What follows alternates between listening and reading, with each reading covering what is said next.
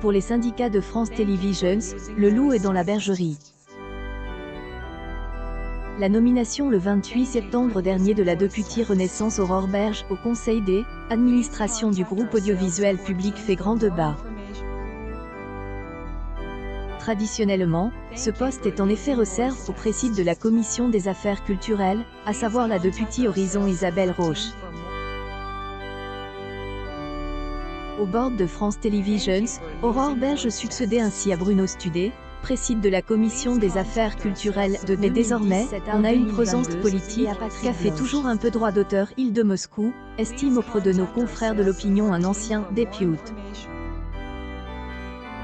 Plusieurs syndicats voient dans cette nomination une volonté de reprise en main politique claire et nette.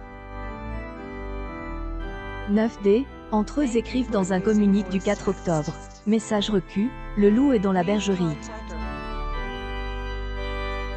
Cette décision pose d'autant plus question qu'elle intervient quelques jours après la fin effective de la redevance télévisuelle, qui met à mal, notamment pour de nombreux députés de gauche, l'indépendance de l'audiovisuel public. Même dans le camp d'Aurore Berge, la décision divise. Je ne comprends pas qu'on fasse ce choix-là, qu'on cède à l'opinion, Soline Calvé, députée Renaissance et 4 fois rapporteur du budget pour les industries culturelles. L'opposition, elle, se veut plus grinçante.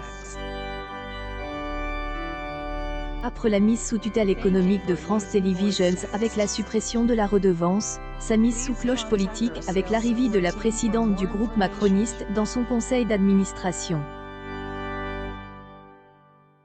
Indépendance des médias, quand tu nous tiens. A réagi sur Twitter la députée LFI Clémentine Autain. Après la mise sous tutelle économique de @France Hôtel avec la suppression de la redevance, sa mise sous cloche politique avec l'arrivée de la présidente du groupe macroniste dans son conseil d'administration. Indépendance des médias, quand tu nous tiens. https://t.co/h2hd8tgu. Notons toutefois que la nomination de la députée Renaissance est loin d'être injustifiable. Comme le rappellent nos confrères, Aurore Berge a été membre de la commission culturelle et co-rapporteur de la mission d'information sur une nouvelle régulation de l'audiovisuel.